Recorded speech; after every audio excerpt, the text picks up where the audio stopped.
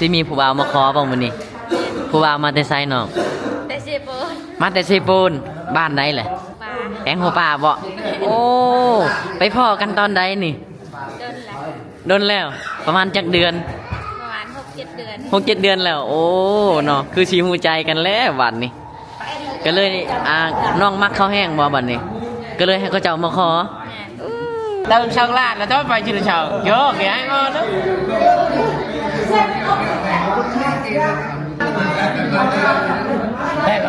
เนี่ยได้ในบ้านเขาคือเมื่อหมดแล้วเขาคือเมื่อหมดเลยเขายังมาประชุมอยู่มาประชุมครับแม่นมาประชุมมา30สิสู้ได้หรือบ่แม่นได้สนี่สิเอาจากล้าน30บ่30บ่อีก12ของ14เงินค่าดองทั้งเบิดกะเพิ่นจะจดบันทึกอยู่ในนี่เป็นที่เรียบร้อยเลยพี่น้องสบายดีพ่อแม่พี่น้องมื้อนี้ก็มาพอกับ2 YouTube บ่าวไทยบ้านนอกซนเผาบรูคือเก่าเด้อพี่น้องมื้อนี้บ่าวไทยบ้านนอกก็สิพาพี่พาน้องทุกคนเนาะไปเบิ่งงานมั่นผู้สาวเผาบรูเนาะอยู่ในเขตชนบทสาวลาวเนาะพี่น้องเนาะนั่นก็คือสาวนี่เนาะอยู่ข้างเฮือนของบ่าวไทยบ้านนอกเองเนาะมื้อนี้เนาะกะเขาเจ้ากะผู้เฒ่าผู้แก่เนาะกะได้โฮมเตากันแล้วเนาะเพราะว่ามื้อนี้น่ะทางเคยน่ะมาแต่บ้านแกงพวกปลาเนาะเมืองเซโปนแขวงสวรรณเขตเนาะพี่น้องอยู่ในเมืองเดียวกันเนาะแต่ว่าห่างกันประมาณนั้น20 กว่าลักหรือว่า30 กว่าลักเนาะพี่น้องเพราะว่าเข้าไปเมืองเซโปนแล้วก็หมู่บ้านแกงหัวปลาน่ะเข้าไปในอีกพี่น้องเนาะกะเพิ่นก็ได้เว้ากับสาวนี่แล้วก็ได้เว้ากับผู้เฒ่าผู้แก่แล้วว่าสิไปขอมั่นสาวนี่ในมือนี่เนาะกะเดี๋ยวสิพาพี่น้องไปเบิ่งนำกันว่า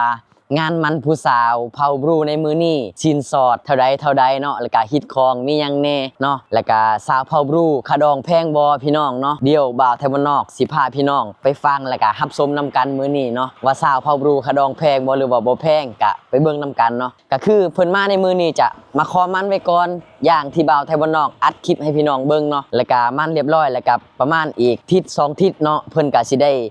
กะเกียมจัดเครื่องจัดของเนาะหรือว่ากะหาหมูเป็ดไก่เนาะกะสิได้ตกแต่งแล้วก็จัดงานดองคือเก่าล่ะพี่น้องแต่มื้อนี้เพิ่นก็สิได้ขอมันแล้วก็ถึกกันแล้วก็ขะดองเท่าใดแล้วก็จังสิได้แต่งเนาะมาแล้วพี่น้องอากาศมื้อนี้ออกสิหนาวๆได้พี่น้องเนาะตอนนี้ก็เวลา 7 โมงเช้าเนาะพี่น้องแต่อากาศมืดครึ้มเนาะคือฝนสิตกแต่ว่าบ่ได้ตกอากาศหนาวเนาะนี่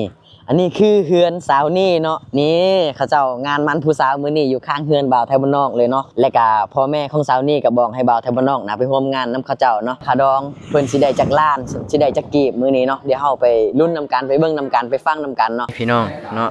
ก็ผู้เฒ่าผู้แก่ก็พากันนั่งเล่นแล้วก็กินกาแฟเนาะถ้าทางเคยมาเนาะมื้อนี้เพิ่นก็กำลังเดินทางมาเนาะโอ้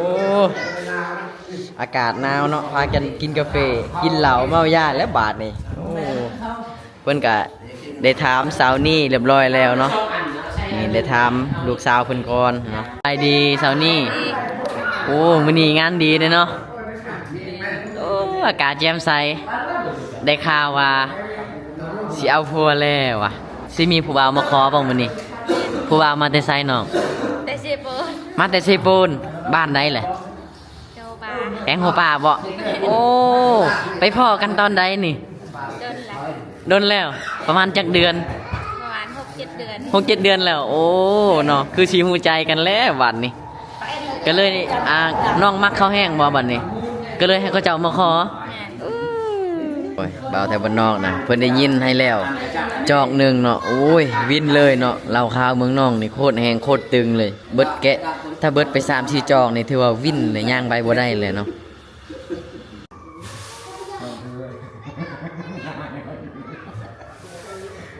อยู่บนนั้นนี่ประตูชื่อนี่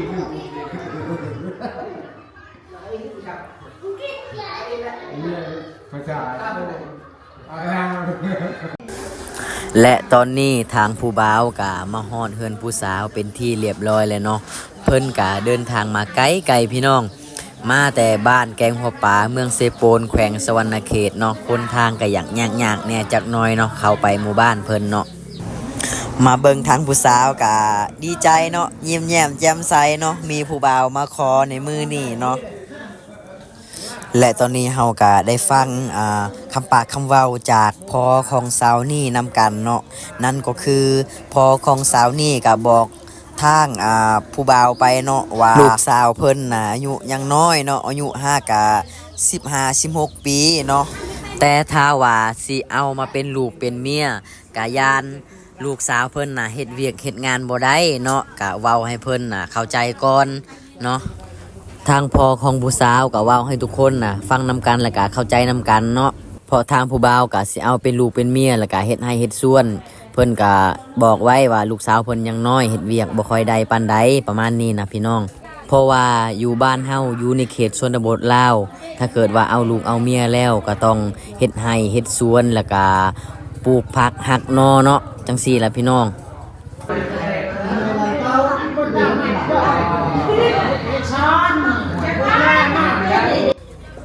และฝ่ายผู้บ่าวก็บอกไปว่ายังน้อยก็สร้างอันใดที่เฮ็ดบ่เป็นก็สิคอยบอกคอยสอนเอาเนาะเมื่อเด็กน้อยมันฮักกันแล้วก็สิเฮ็ดจังใดเพิ่นว่าDạ thả hay này này Nhi ơi Chia thả kia kìa Lần đây có ai thả vai kìa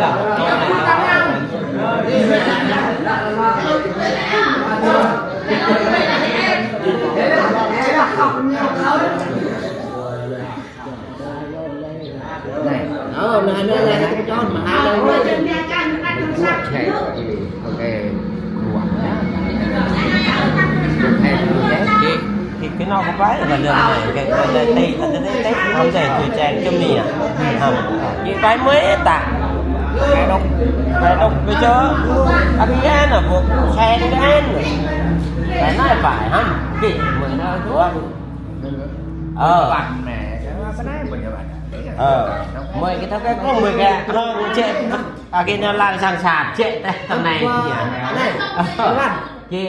nó cái tóc cái chơi cơ และพ่อของผู้สาวก็บอกไปว่าถ้าเกิดว่าครอบครัวอยากจนกะทางผู้บ่าวยังมักกะโอเคมีแต่ว่าเว้าเรื่องหีดเรื่องคองกันเลยเพิ่นว่าเนาะเมื่อเด็กน้อยฮักกันแล้วค่อยก็ห้ามบ่ได้เพราะว่าลูกค่อยก็ยังน้อยคือกันเนาะบัดอันเขามักกันแล้วเนาะก็เลยต้องได้ปล่อยให้เขามักกันแล้วก็เฮาก็ได้มาเว้าเรื่องหีดเรื่องคองตามผู้เฒ่าผู้แก่ของเฮาเพิ่นว่าเนาะnhư chưa sẽ lái gì nhá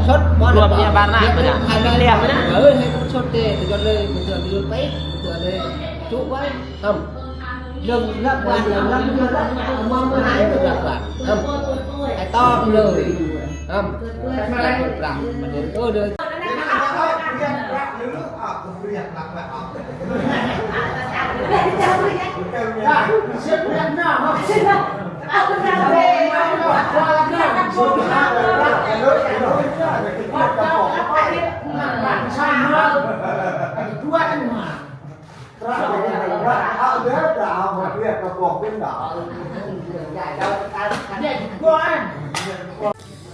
และก่อนเข้าสู่การคำปากคำเว้าเนาะเว้าหิดเว้าคองกะเพิ่นกะ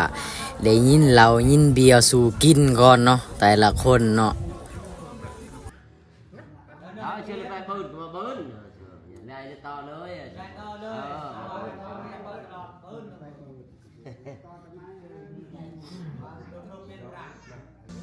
และตอนนี้เพิ่นก็ให้ทาง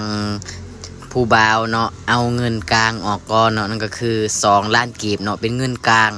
ที่เพิ่นสวมแหวนผู้สาวเนาะประมาณนี้เนาะให้เพิ่นเอาออกก่อน2 ล้านกีบเนาะมีผ้าพื้นหนึ่งแล้วก็เสื้อพื้นหนึ่งเนาะผ้าแพรเนาะ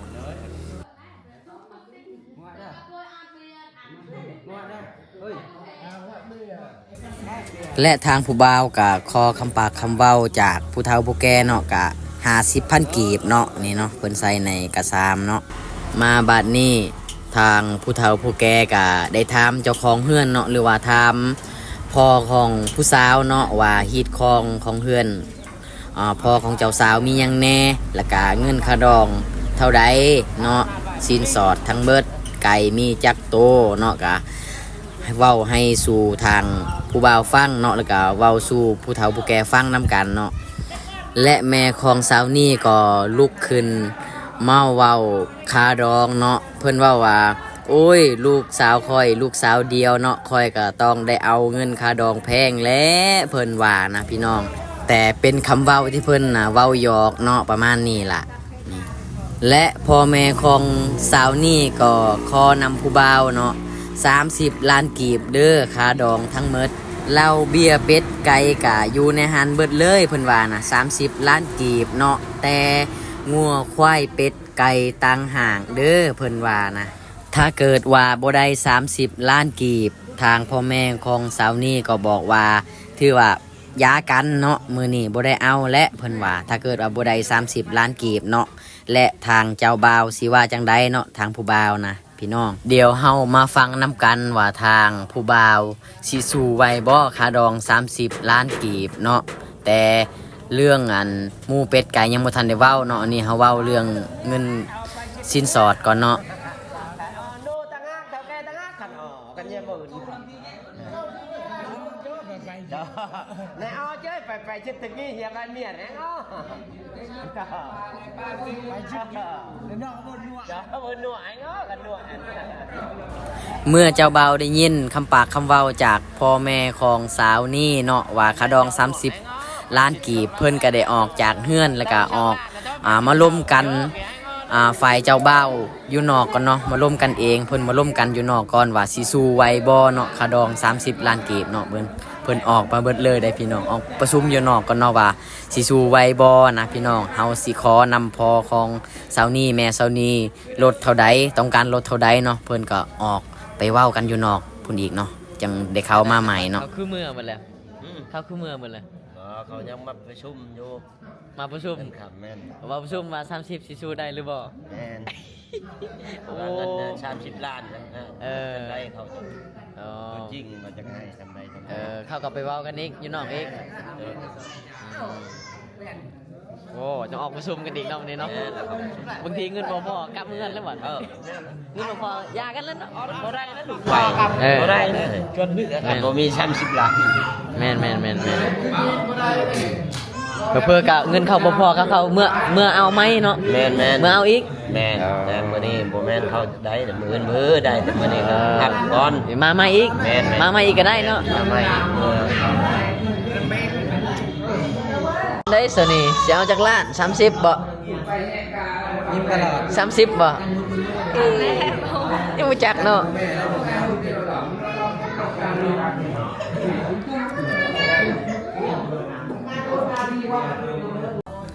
ทางผู้บ่าวได้ออกมาเว้ากันอยู่นอกเป็นที่เรียบร้อยแล้วกะเขามาใหม่เนาะมื้อนี้เนาะเพิ่นน่าสิตกลงกันขอให้พ่อของสาวนี่แล้วก็แม่สาวนี่ลดค่าดองเนาะมาบัดนี้ทางเจ้าบ่าวกะเว้าสู่ผู้เฒ่าผู้แก่ฟังเนาะแล้วก็ให้พ่อสาวนี่ฟังเพิ่นขอลดค่าดองจาก30นะเพิ่นขอให้20 ล้านกีบเนาะอีหยังกะอยู่ในหันเบิดเลยเพิ่นว่านะพี่น้อง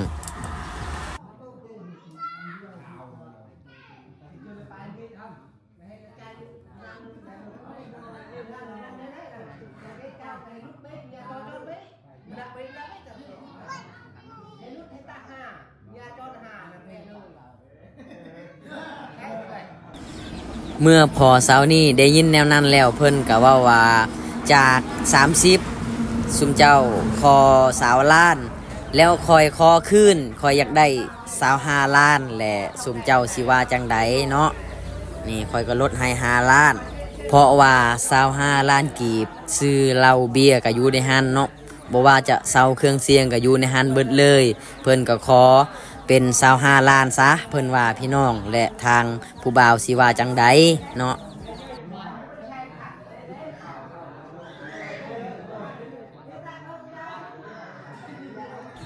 และทางผู้บ่าวก็เว้าว่า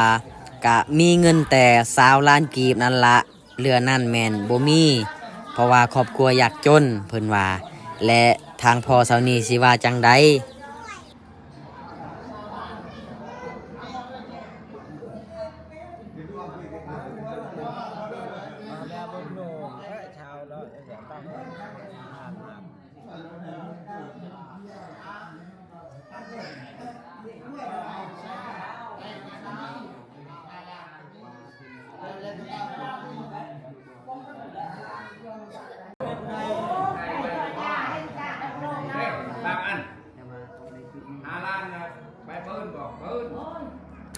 และตอนนี้เพิ่นก็ว่า20 ล้านก็ได้แต่ว่า5 ล้านยังติดหนี้เด้อขายหมอกขายมันจังสิส่งให้เพิ่นว่ามีแต่ว่าฮอดมือตกแต่งน่ะสิจ่าย20 ล้านไว้ก่อนแล้วอีก5 ล้านน่ะติดหนี้เพิ่นว่าและพ่อของสาวนี่สิว่าจังไดบาดนี้เนาะ chưa ai thì chưa là có thú mới chậm mày cái bớn bài chùa mày cái áo thì chậm cái đấy dạ tiền mới đó bài sao là Hà Lan cái này đây mới đặt cái xe có mò này nó mới bắt thì không có liên quan đến dạ cái tiền đó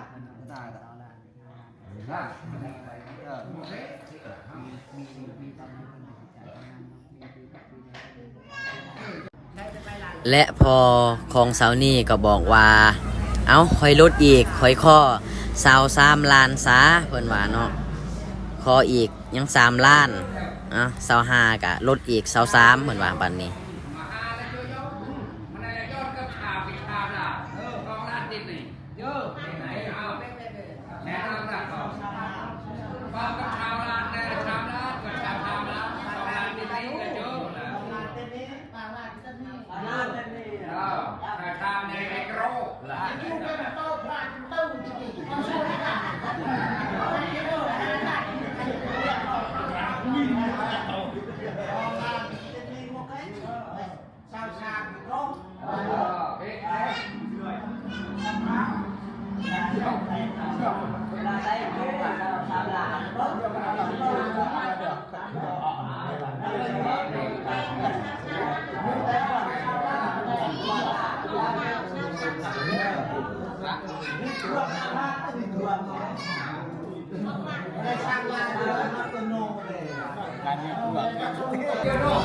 ทางผู้บ่าวก็ตอบว่าโอเค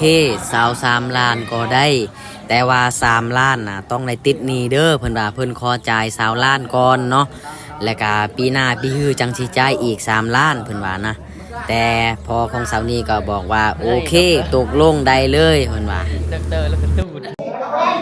อีก12ของ14เงินค่าดองทั้งเบิดก็เพิ่นจะจดบันทึกอยู่ในนี่เป็นที่เรียบร้อยเลยพี่น้องก็เพิ่นก็สิได้ส่งให้ทางเคยใบหนึ่งแล้วก็ทาง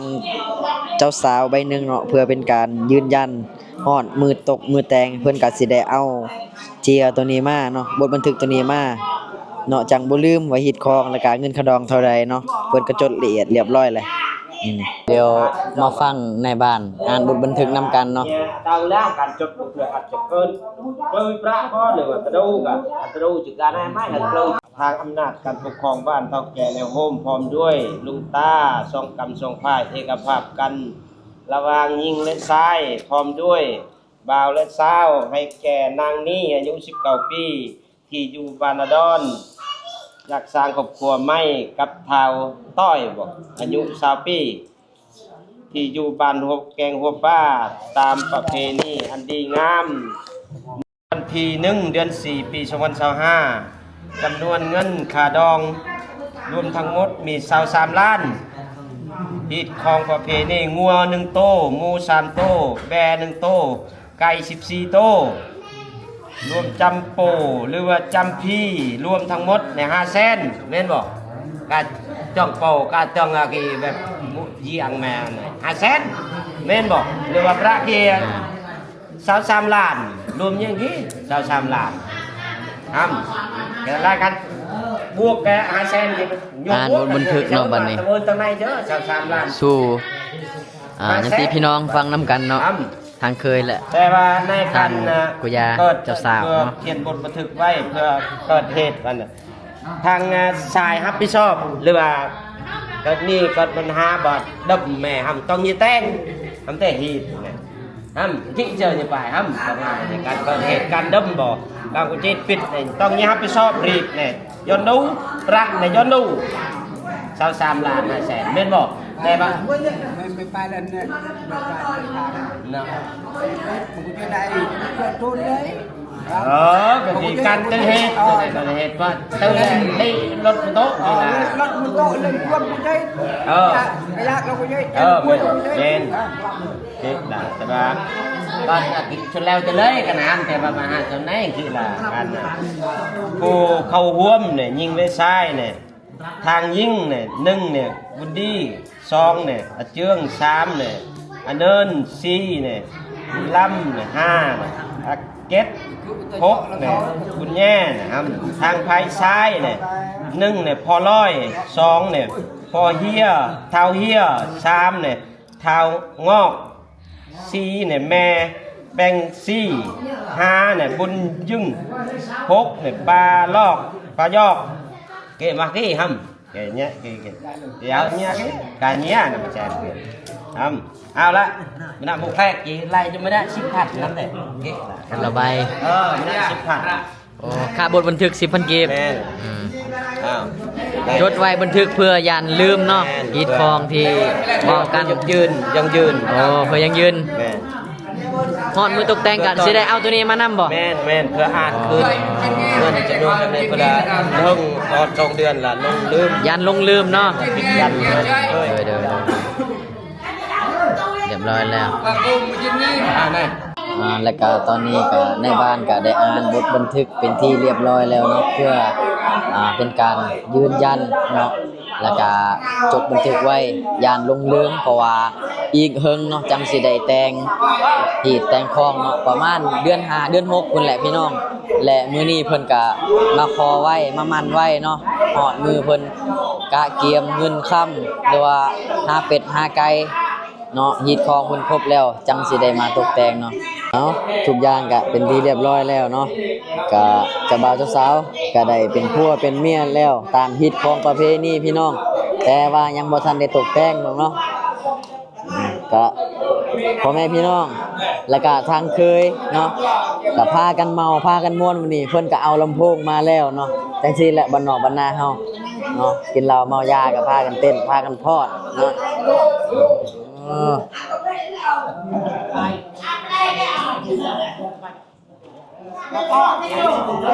ทางนี้ก็ยกตลอดเนาะทันพ่อตานี่โอ้